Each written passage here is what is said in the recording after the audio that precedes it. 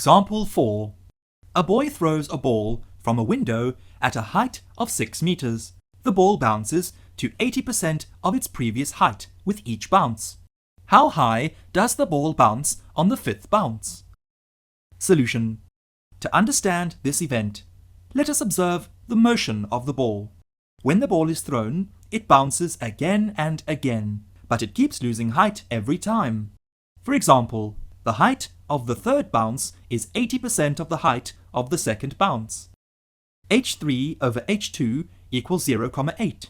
Similarly, the height of the 4th bounce is 80% of the height of the 3rd bounce.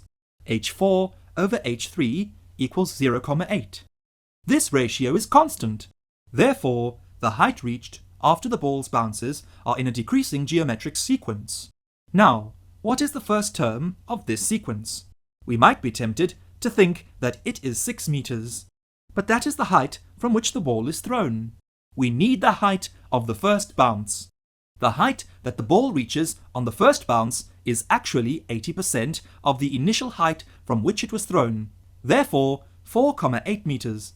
Therefore, our first term A is 4,8 meters.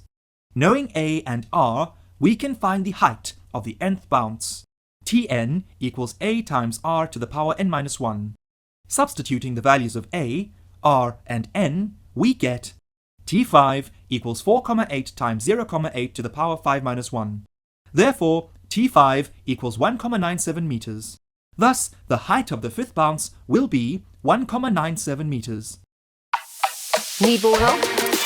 Subscribe to our channel. Can't wait that long? Ask Masky to help you and let the math finally start mathing.